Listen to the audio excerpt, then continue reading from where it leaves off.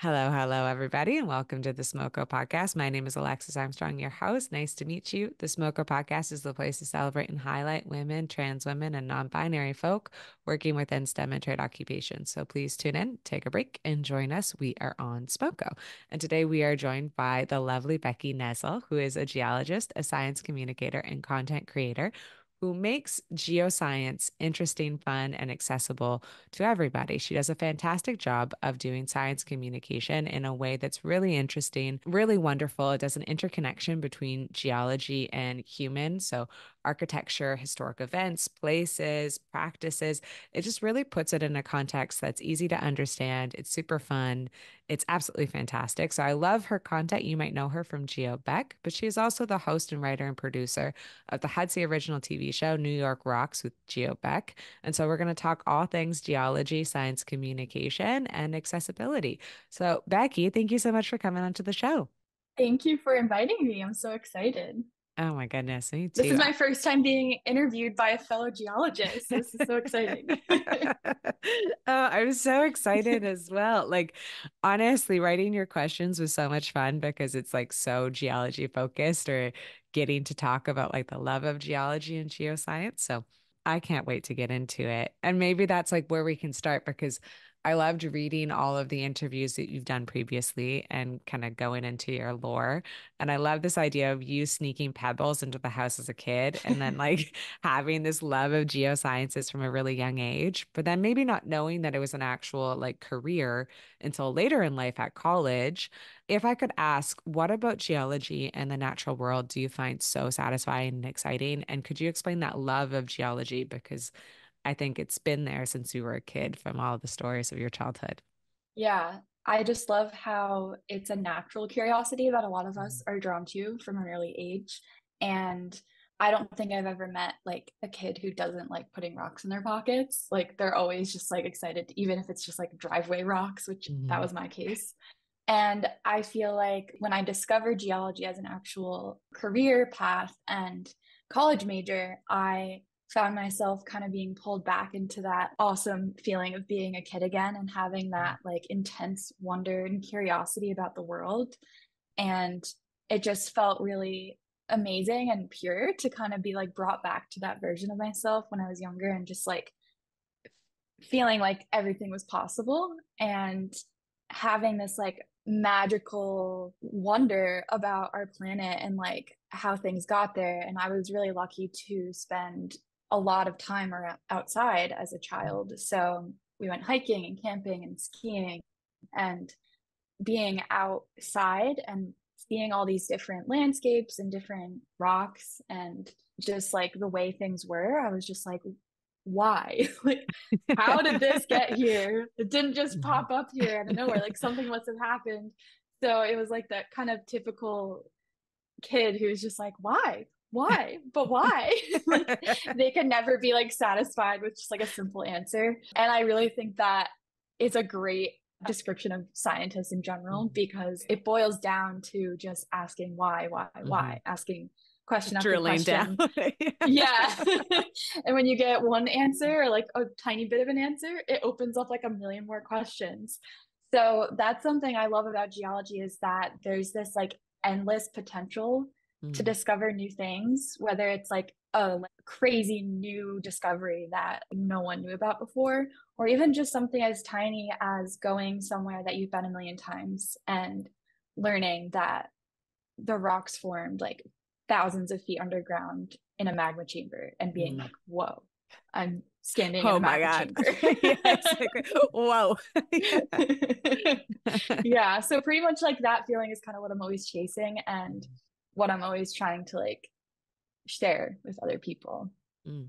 I love that answer because like, well, I'm a huge fan of like your content and your educational videos and your science communication. And I think that that does bottle that like feeling of wonder. Like you're successful in that because like you can just tell how much you love the natural world and how much you've always loved the natural world. But there's like a deep curiosity. And I think everything that you put out and everything that you talk about, which is just very, very engaging, but it's also you kind of get hooked. Like you're like, oh my goodness, okay, well, like now I'm like also curious about it. And like it's Oh my contagious. It gosh, has a thank you. domino effect. Yeah. Thank you so much. That really is my goal. Like what you said, like it gets you curious. Hmm. That is what I want to do, is to get people kind of like sparked, Hmm. get their brains to kind of like wake up and be like, oh my God, I need to learn so much more about this, and kind of like guide them to go down their own rabbit hole and like learn more themselves, because there's only so much you can talk about and put forward in like a minute long video on Instagram. So And she, even like my longer videos on YouTube, it's like I always still feel like there's so much missing.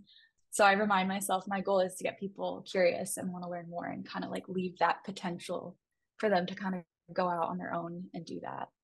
no, I think you're like very successful in it. And I think like even like kudos to you, the amount of information that you get in like 1 minute or in your longer videos on YouTube. Because like when it talks like about geology, you're like, okay, whoa, whoa, whoa, sit down. What's 4.6 billion years ago? Like, have you ever heard about Yeah. Gondwana? What about Pangea? Like, have you ever heard of the basin and range? And you're like, how do you talk about like 300 million years of geologic history and deep time? And how do you like explain that scale problem to somebody in a minute and try to make it accessible and understandable and fun? It's a very hard kind of niche to get into, but I love your answer in terms of natural childlike wonder and having this fascination about the earth, because I think any other geologist will also feel the exact same way of like they probably started with a deep love of the outside and being outside in that environment. And then from that, asking questions about like, okay, well, how did this get here? Like the first time I ever saw a radic in the wild, because I'm on the West Coast, there's so much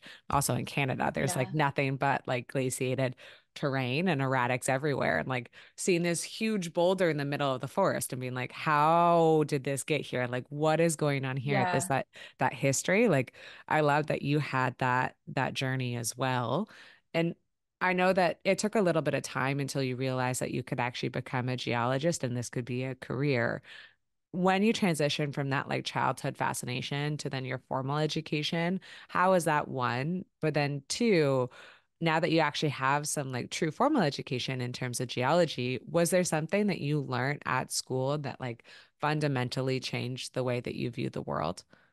It's funny because I feel like there wasn't one specific Mm. moment that changed. It was kind of funny the way that I stumbled into geology. I was actually like looking on my school's website at the list of majors because I was undecided, Mm. undeclared. And I saw that and I was like, I didn't know I could even do that. I like rocks. It was kind of starting to like click a little bit in my head, Mhm. like that's something I could do. And when I first took the couple first classes, I just remember feeling like I belonged in Aw. this space, and like that my brain just kind of woke up, and like that child part of Mhm. my brain. And I was thinking about one of my first classes, and it was historical geology. That's like kind of the Mm. first real geology class you take after intro to geology, or like the 101 class. And I remember we had to like write our first paper where you go and you like look up peer reviewed articles and learn how to read them and learn how to take notes, and then like write essentially like a summary of what you read. Mhm. So I picked the topic of the magnetic poles. Oh, love it. And yeah, and I remember reading these papers and being completely lost because it was like my first time reading scientific papers. But when I finally kind of like started to understand what I was reading, I was just kind of like overwhelmed with Mm. all of this information that's been out there the whole time that I had no idea to even look for. And the fact that on the ocean floor, we Mm. can see in the rocks evidence, essentially like these stripes of the magnetic poles changing over thousands, millions of years, and seeing some sort of pattern with that, but also like the uncertainty of like the fact there isn't any specific schedule.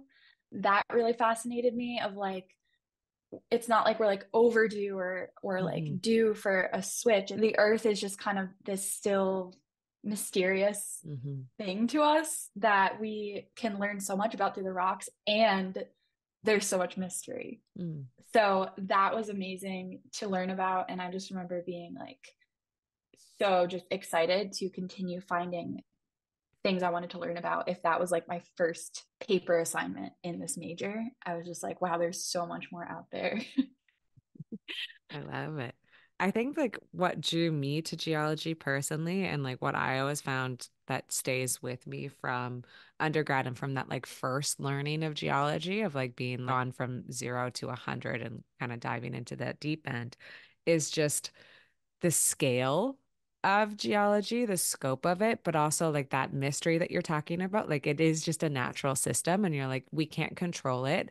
It has its own Yeah. timeline. We have no idea where it's going to go to an extent. Like we kind of understand what's happened in past, but and we're using that to forecast the future, but we still don't really know. There is that element in of mystery and kind of that idea that we're not going to unlock all the secrets of Earth because it's way too big for us. And like the history of Hmm. Earth is way too big for us. And like that kind of unknown always drew me to geology more so than other sciences that you felt like you could like dissect or really, they seem just smaller problems. Whereas geology was so big that you're like, well, we're never going to figure that out. Like that's going to take like another 100 Yeah, years of like, of exactly. research.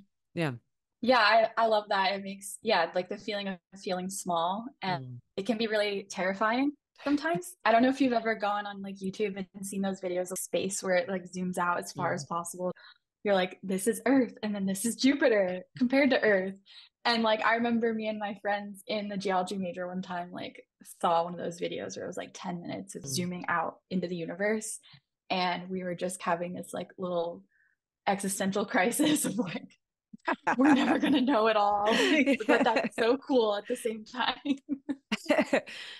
I, I love it because I think it's true. I had a existential crisis, but in terms of extinction events and just to be like, as humans and as a species, our time is not finite on Earth and it will eventually end, and we have no idea how it will end. And looking at like Hmm. punctuated events within time and how that's completely changed the Earth history. If you're looking at like the KT extinction or you looking at major extinction events, that gave me an existential crisis to be like, oh my goodness, there used to be like very different ecosystems. And then all of a sudden a punctured, like the Siberian traps went and like now it's a complete new Yeah, new, yeah, new temperature, new yeah. change in Earth. And I just remember learning about that to be like, oh my goodness, humans are not guaranteed that we're going to last on this Earth.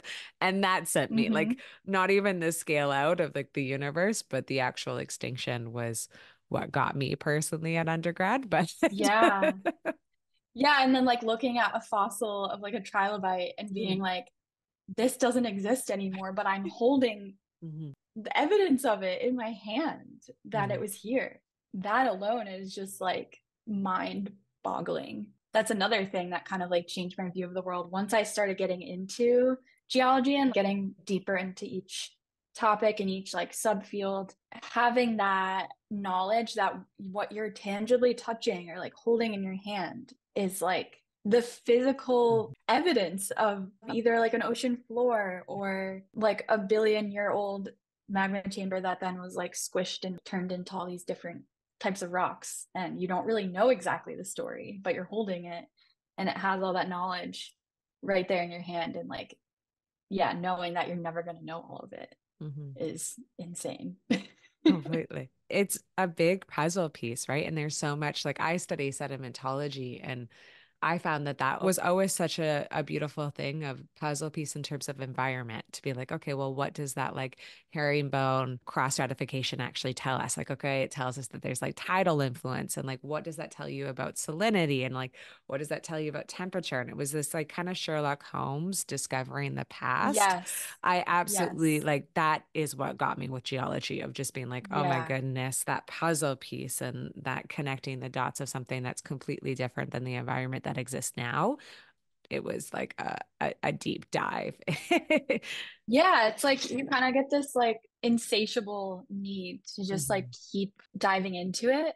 And especially with sedimentology, like I did a little bit of a project in undergrad where we were looking at the Shawangunk Mountains in New Mm. York, which is one of my favorite places because I grew up in the Hudson Valley. Yeah. And the Shawangunks are these, they're technically like part of the Catskill Physiographic Province, and they also extend down into Pennsylvania.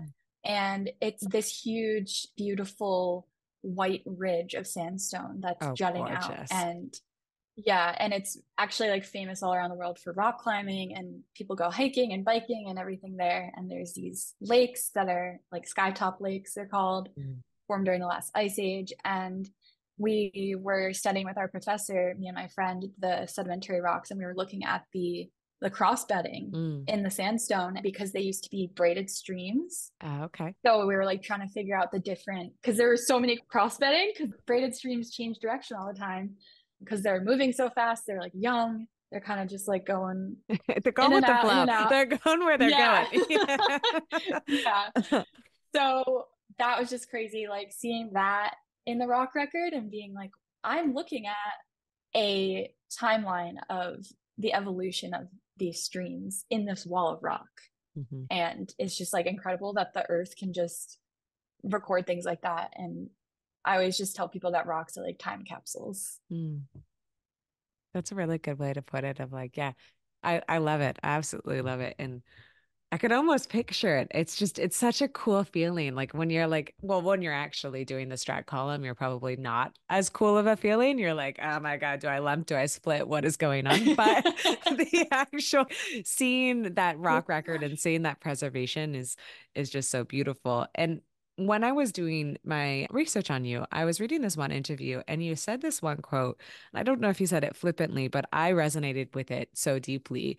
And it was when you were post education, you were working for a geotechnical engineering firm and you weren't happy because you were missing asking the questions about the earth. And I think that we've just spent the last little bit geeking out about questions about the earth and that like kind of discovery and that essence of curiosity in terms of geology. I was wondering if you could speak to that moment of your life because my kind of interpretation of that quote was that this realization probably led you to change careers and pursue science communication full time. Yeah. And it's actually interesting how it happened because I knew I was unhappy in this path. I just had this deep gut feeling that even if I changed companies or positions, I didn't want to be in this industry. I learned a lot and I'm still really grateful for the experience. I'm sure you can relate with like, there's no consistency with your schedule. You never know, like a lot of the time, like the day before or the week before, you have no idea where you're going to be, if you're going to be 3 hours away or if you're going to be like, I don't know, you have no idea. And I'm someone that kind of needs a little bit of structure in that way. And also, there was just like a lot of driving and being a woman in the construction space. It Mhm. wasn't a great experience. And even the good experiences kind of get drowned out by the bad ones, Mhm. unfortunately. So I kind of had this crossroads where I was like, do I want to stick it out and see if this gets better? Or do I want to kind of just like explore what this like need is in Mhm. me to keep asking questions? And I didn't necessarily want to go back to school either. So I kind of was like, I don't know what I want. It's not this. I don't really want to go Mhm. to grad school yet. I didn't really have a specific question I wanted to spend 2 or 4 years or Yeah, longer which fair. Yeah, asking yeah, about. yeah. I kind of just want to learn like a bunch of everything, like a bunch of little Mm. like tidbits of everything. And yeah, like I would go on a job and be talking to the drillers and they would be interested sometimes when I would be like, oh, this type of rock, it's this old and it formed during this. And I would get excited, like telling Mm. them about it. And it was funny because they were like kind of surprised by my passion for these Yeah. rocks and like, wow, this girl really likes talking about these You're rocks. actually like a true Like, geologist, huh? Yeah, like you actually like this. So you're like, and yeah. yeah. So it was just kind of like I didn't feel like there was enough opportunity to do that. It was Mm. kind of just more like a lot of stuff that I just found myself kind of not interested in terms of engineering stuff and really specific things that I just didn't care about, Mm. frankly. So the way that it turned into the science communication career was also kind of crazy because I left this job right around when COVID began. Mm. I already knew that this was something I didn't want to continue. And COVID happened. So it was kind of this like weird moment where I wasn't at that job anymore. And I was asking myself, like, okay, what do I want to do? What do I love about geology? Mm. So I made a YouTube video kind of just for myself and just kind of like to show people what I love about geology, why I loved my experience getting my geology degree, and kind of just like getting back into this feeling of that childlike wonder I was talking about. Mm. Yeah. And finding a way to like get back to that part of myself. And so then I started making TikTok videos and like sometimes more YouTube videos. And then it turned into Instagram, which is now where most of my audience is, I would Mm. say. And it's crazy thinking about like how this happened because now it's my full-time job. And it's definitely something that I had a goal towards once I started.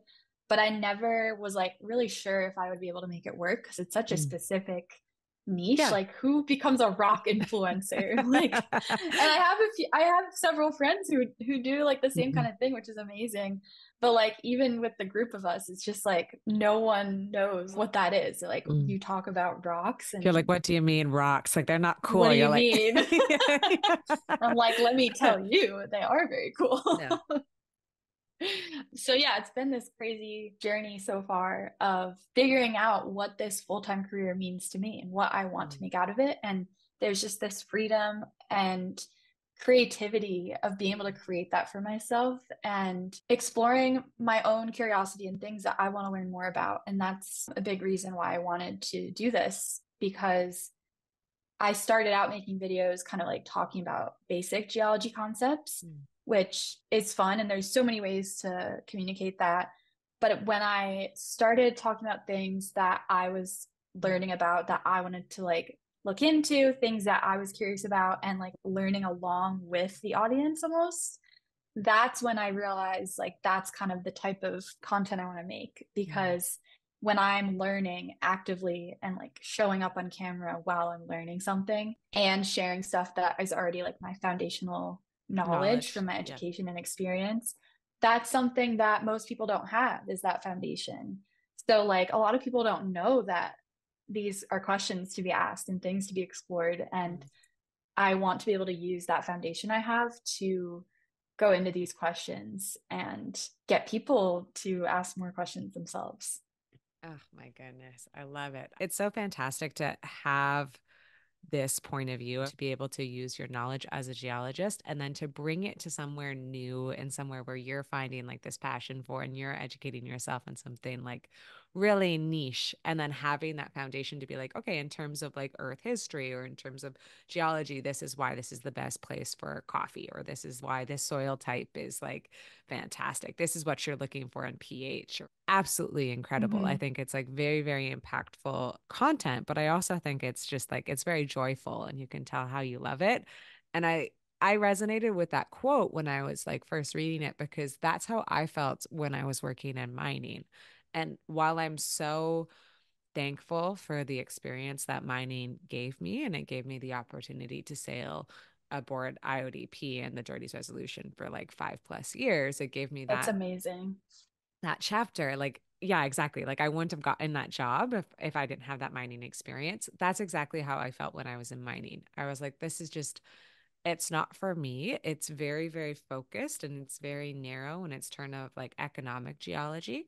Whereas, like, I'm not really an economic geologist. I never have been. I'm like, I don't really care about oil or gold. Like, Yeah, yeah, I care yeah. about cross bedding and I care about like sea level at that specific point of time, like a niche kind of academic question.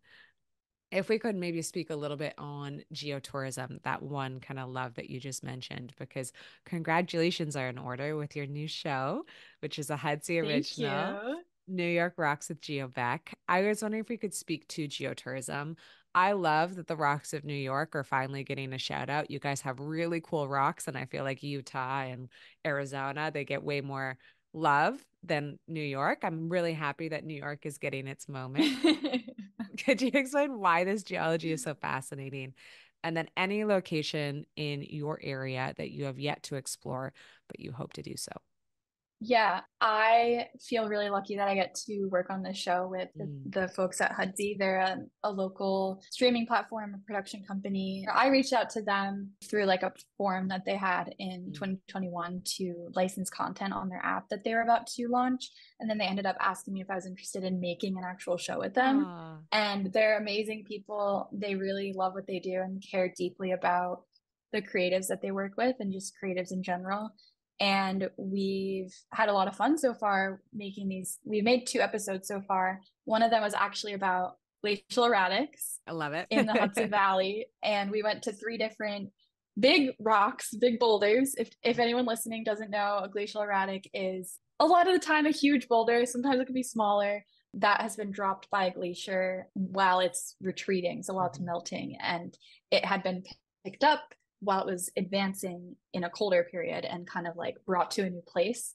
So they're always scattered in these places that they look like they really don't belong, like tops Mm. of cliffs, hanging off edges of cliffs in the middle Yeah. of a field, and you're like, where did that come from? So something like that that's so ubiquitous to New York, but also places like you said where you live. Mhm. I love that I can connect something that is specific to New York, but also can be seen so many other places. So if someone Mm. doesn't live in New York, they're learning about New York, but also just learning about the world and Mm. geology in general.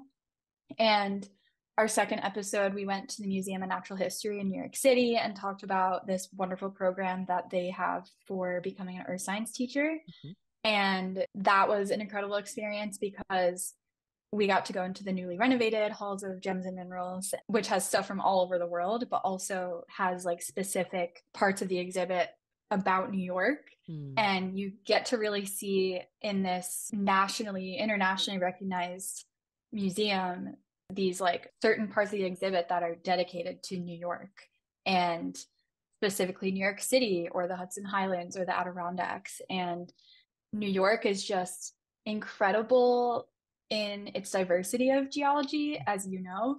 There's over billion-year-old rocks in the Adirondack Mountains and the Hudson Highlands.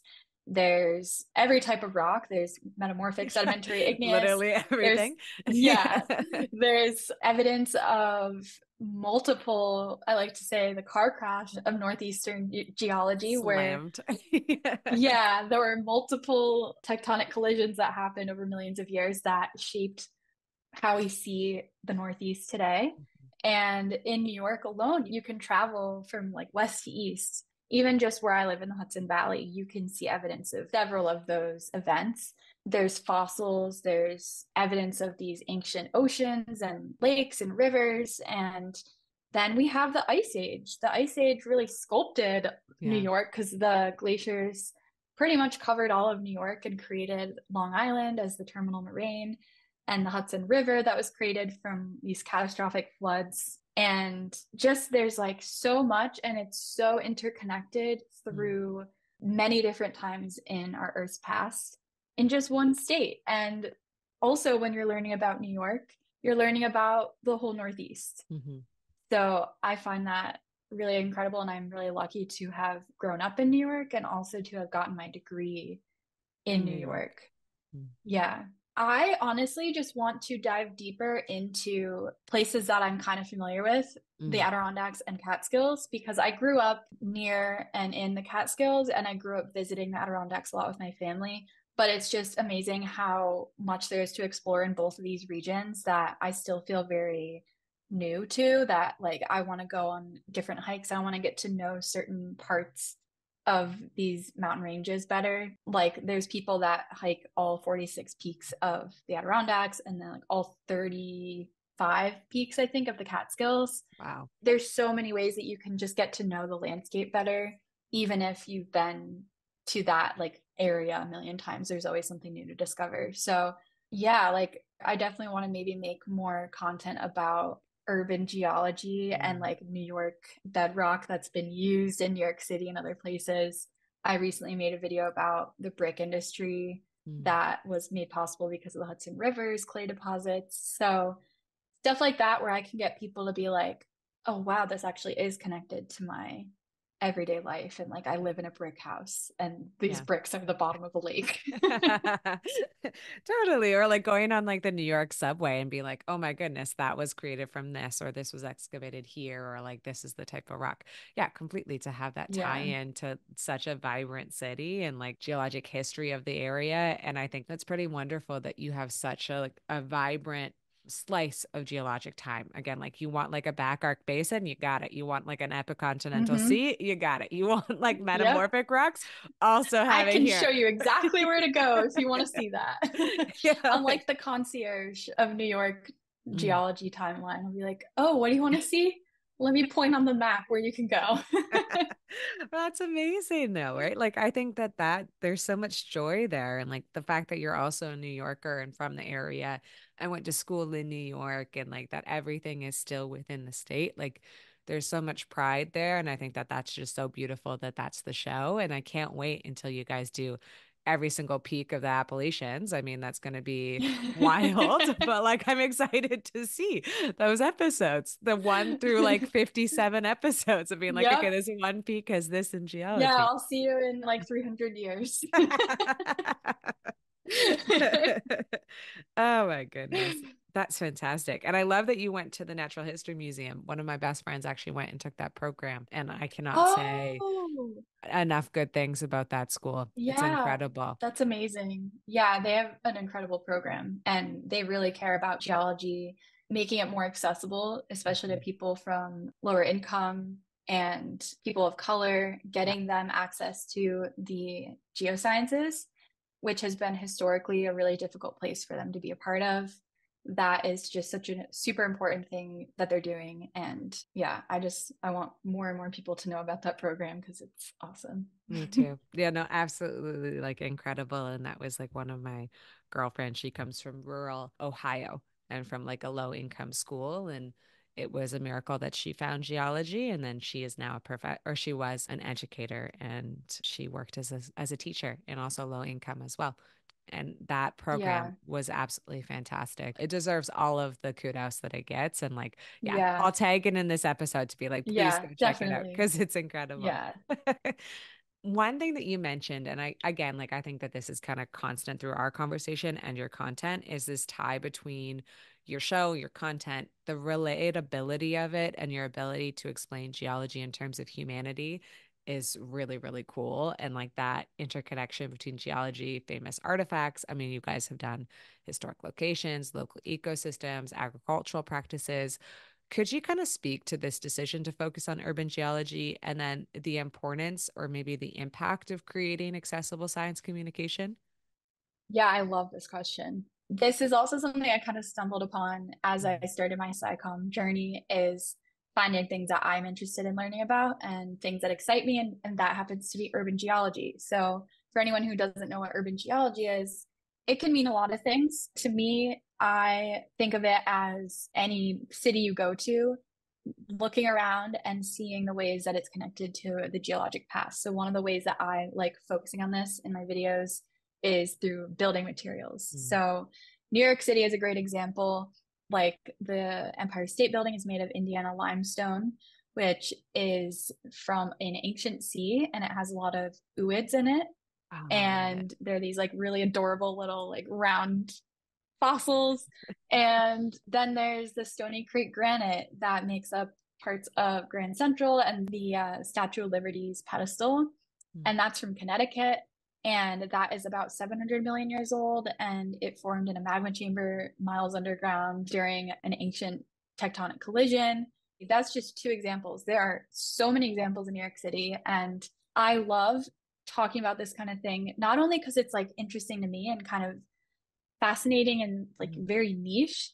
But when you think of geology and when you think of geologists, especially represented in media as being like this older man with a beard Mm. who is like warning people that a volcano is going to explode, those, Dante speak. that is one representation. Yeah, exactly. I was literally, that's exactly what I was picturing. And great movie, but Mm. like when that's the only representation of a geologist and like the ways that geology is connected to our lives, it really leaves out a lot of other opportunities and a lot of other ways that people can become interested in geology without realizing they ever would be. So, like someone who lives in a city who hasn't really grown up like going hiking or spending a lot of time in natural spaces may not ever realize that geology is something they'd be interested in and good at and something they would succeed in a career in. And I think that it's so important to find those connections and show people them so that they can like see their potential in maybe studying that. And even if they don't study it, just like having a new perspective of the place that they're from or the place they live in, I think is also really important because even those people who don't end up going on to study geology Mm. formally, that is still going to have a huge effect on their outlook of the world and also climate change. When we learn about the natural cycles of our planet and the vast timeline, Mhm. when we have this foundation, it's more likely that we're going to feel more connected to our planet. And I feel like I have a responsibility as someone like with this Mhm. platform now that I'm able to kind of like open up this perspective to people and have them, you know, form this stronger relationship with our planet and the living things on it, because the planet will be fine, as we Yes. know from Existential all the mass crisis. extinctions. So when I say the planet, I mean more so us and Mhm. all the amazing species on it. That's more so what we should be developing more of a relationship to it. We're not separate from it. Mm. I like that answer because I feel like it ties into what we were just talking about maybe the inaccessibility historically of geology and the fact that it has been very low representation of minorities within geoscience for a very long time, and bringing it to new people that have maybe never been exposed to geology, because I do think that a lot of geologists end up falling in love with the science from going outside and from doing kind of Mm-hmm. external hobbies. But that is also a privileged position that I think not everyone's Mm-hmm. going to have access to it. Not everyone's going to grow up in a place that the natural world is somehow accessible or easily accessible. If you grow up in an urban environment or a city environment, I think you're not really going to see that connection. So I love having the ability to have a connection to the natural world through science communication and through maybe a virtual setting, getting more people involved in geology. And I love that tie-in of being like, even if you don't become a geologist, that's fine. As long as you just understand maybe the scope of the natural world and how we fit into it in relation to the planet, how we're not disconnected from it. We're a part of a larger Yeah. species. We are actually a species. We are not this thing Yeah. that's detached, right? Because I think Yeah. that foundation does set you up to really care for the environment and care for the world in a different way, and maybe have a different connection to be like, okay, well, even a resource connection to be like that brick had to come from somewhere. I think that's absolutely incredible. I love Thank you. it. The next one, Becky, is like talking about science communication. I mean, we might have already just gotten into it, but like, what does it mean to you in terms of how do you define your goals and responsibilities? And then, in your opinion, what do you think is necessary to be a good science communicator? I love talking about this because there are so many different ways to be a science communicator. Mm. And I love that it's a newer and growing field Mm. that more and more people are realizing can be their career. It was never something that I even knew could be my career until after college. And so now just being able to see these younger people in like high school or college know that they're interested in geology and know that they're interested in science communication, Mhm. I'm like, good for you because you're several steps ahead of where I was. So, yeah, science communication is a lot of people think of like Bill Nye or Mhm. Hank Green, and they're skilled science communicators and they're awesome. But there are so many other representations of it and Mm. so many other ways. A lot of people think of like a TV show host, which is awesome. But like there's also people who are artists who create these diagrams and images that make really complicated things understandable for Mhm. people, whether it's other scientists or people in the general public. Visualization of things is super important. And I don't think artists get enough credit for that. Also, just like you can be a writer, you can be a podcaster, you can do what I do, which is like a little bit of Everything. everything. Like, yeah, like I do geology walks, I do talks sometimes, I make my videos. I like integrating photography into my work because that's something I've always been interested in. I love that I've been able to create my own definition of what science communication is to me, Mm. like personally, and how to integrate parts of my own expansive human identity into that. Mm. And I think that science communication is such a great field because of that, because we are all expansive humans. We're not just these one dimensional people who only think about this one field of science. And Yeah. like when we first started talking, we were talking about your bookshelf. You like reading, probably, I'm assuming. I like reading.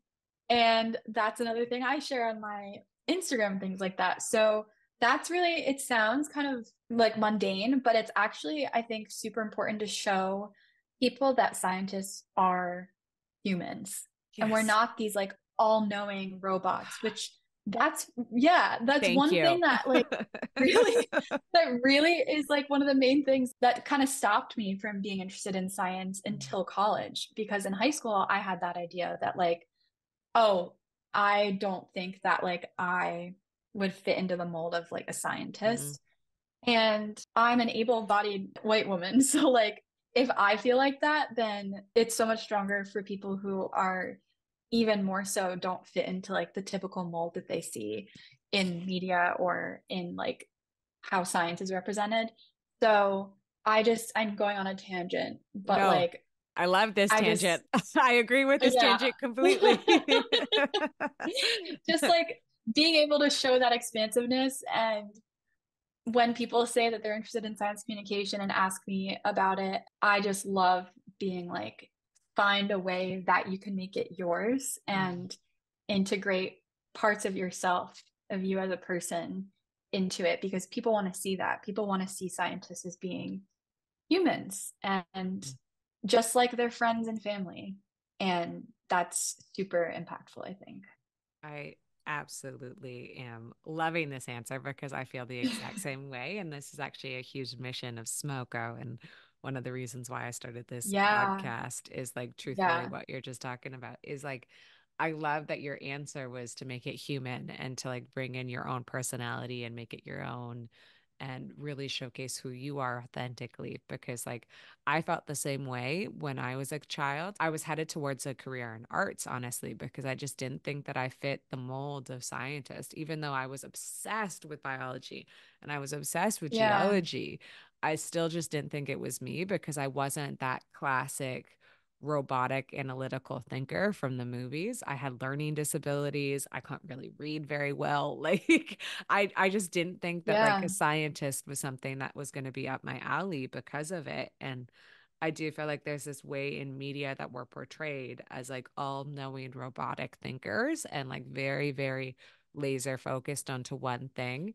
And I think it's a fallacy. I've never met a scientist or a good scientist who've only been obsessed with one thing. They're a good scientist because they're like a Yeah. Renaissance man or woman and they're interested in everything and And they're humanity. usually super creative too. Yes, completely. Like Yeah. there's like an arts 3D. You have to be. We're talking about Yeah. something that doesn't exist to be like, picture what a trilobite lived. And you're like, what the hell is a trilobite? Yeah. Yeah. And Like, that's also where like neurodivergence comes in. Like we need more neurodiversity in science too. Like there's so much neurodiversity and the different ways that our brains work and picture Mhm. things and imagine things and come up with solutions and answers. That is a strength. Yeah. It's just it's so fun to talk about. I agree completely. And I love that that's like how you say, like, I've done a good job is like when I've made it personal and when I've made it true to myself. I think that's a really beautiful answer. And I think it's a perfect answer because it's also accessible to everybody. And again, I think like accessibility is like a core of who you are and your content that you create. But I love that you could take that advice and be like, okay, yeah, well, I can also become a science communicator because it kind of sounds like all I have to do is just be curious and be into things that like make me tick and talk about it. Like it's like a very Yeah. wonderful recipe book. It's not like, okay, become an expert, go back to school, do 10 years of work Yeah. experience on like the Yeah, you don't geochemistry have of to ooids. wait. Yeah, you don't have to wait until until you know everything about Yeah. something. And that's something I'm also like continuously kind of fighting against myself too. Like Mm. I'm very much always kind of reminding myself I don't have to have like the whole encyclopedia of a certain thing memorized in order to talk about it. I can be wrong, I can make mistakes. I feel like science has kind of gotten a bad rap the past Mhm. few years. Like people have started to lose trust in science and scientists. And a big part of that is this like really wrong idea of scientists knowing everything. And Mhm. when the actual real process of like Is realizing you're wrong failing. about something and then like changing your hypothesis about something. That's showing that the science is working. But a lot of people think that that's Yeah. like a bad sign. And I think that like the more science communicators there are, the more we casually and relatably talk about this stuff, the more people are going to become comfortable learning about science and maybe becoming scientists themselves. I love that as well. I feel like you're just like preaching to the choir, but like every single thing you say, I'm I like, know. yes, I agree. Like 100%. Like, yes, 1000%. It's Because like, always nice when someone agrees with you. but it's true. Like you just define the scientific method. And I think that there's this foundational misunderstanding of the scientific method in the last couple of years since COVID. And this idea that we have to be constantly correct and that like science always has Mhm. to be 100% right.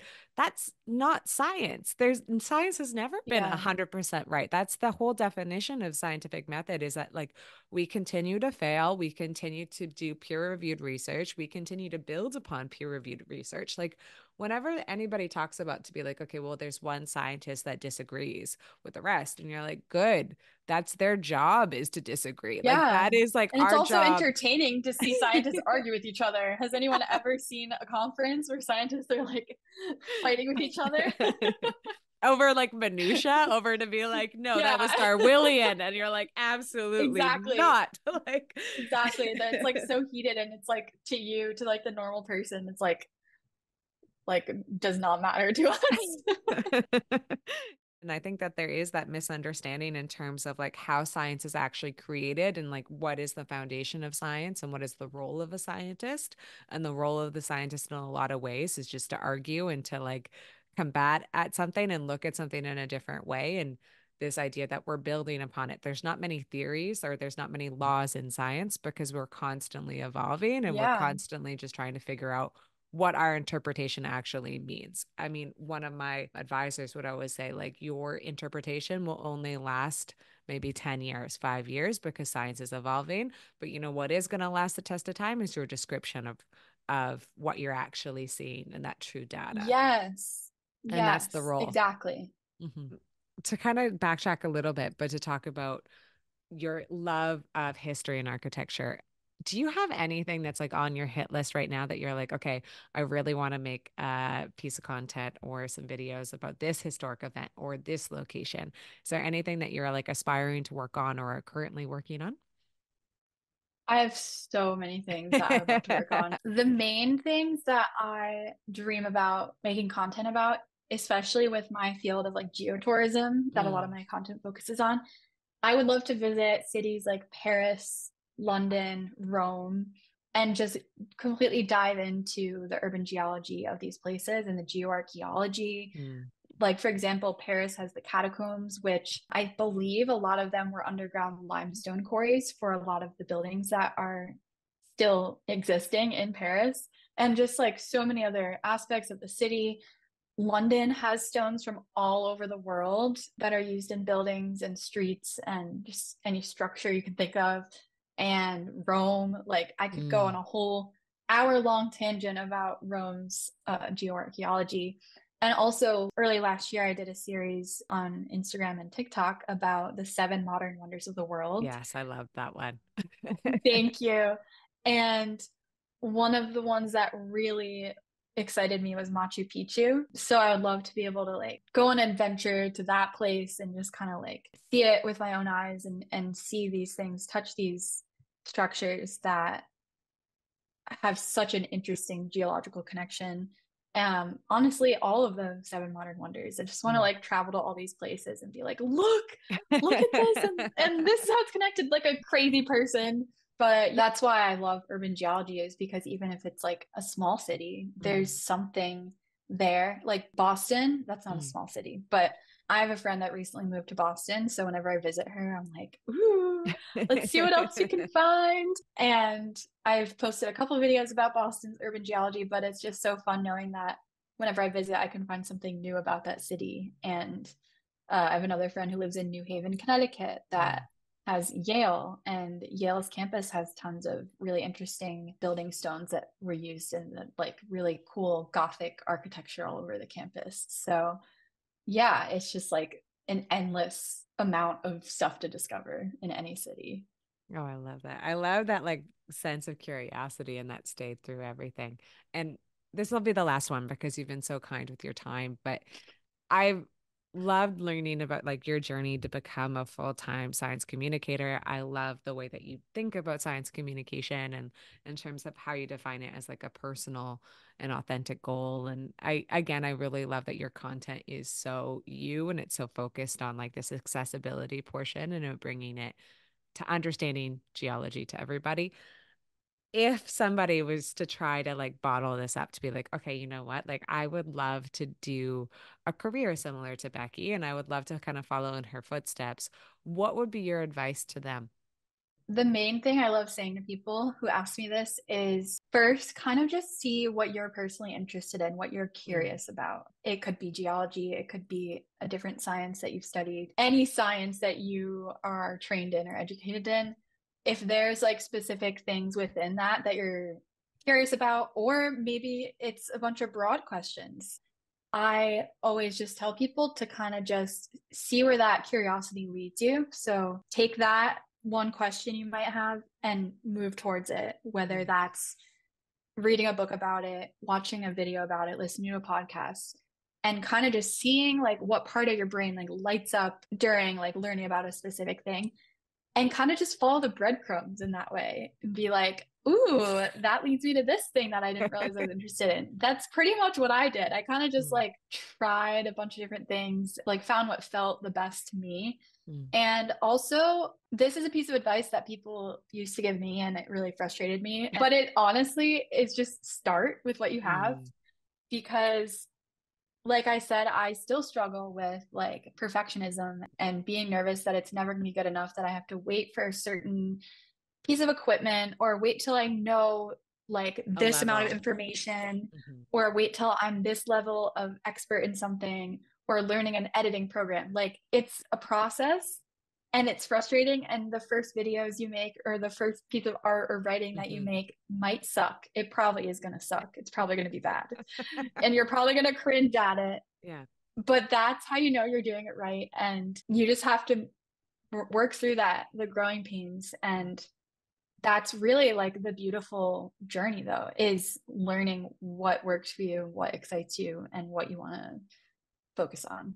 Ah, I love it. I love because I have also gotten that advice. I think like almost everyone has gotten that advice. It's And when you hear it, you're like, oh my God. yeah, like it's like instantly you're but you don't understand. I'm not there yet. I'm not Yeah. perfect yet. Yeah. And you're like, it's such like a personal like, oh, but it is a really good piece of advice. Just being like, start, go from there, be okay with it being maybe messy, or even just don't look at it, release it, don't look at it. You know, it's cringy. That's okay. Yeah.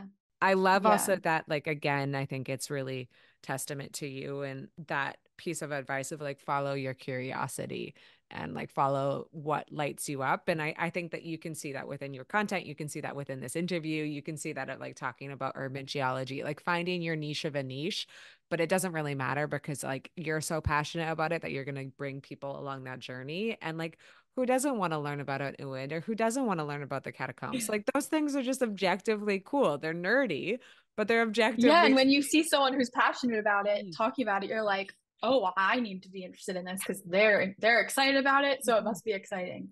And Yeah. that's like how I learned in college is if my professors were excited about something, I was excited. If they were Mhm. bored, I would be bored. Oh, totally.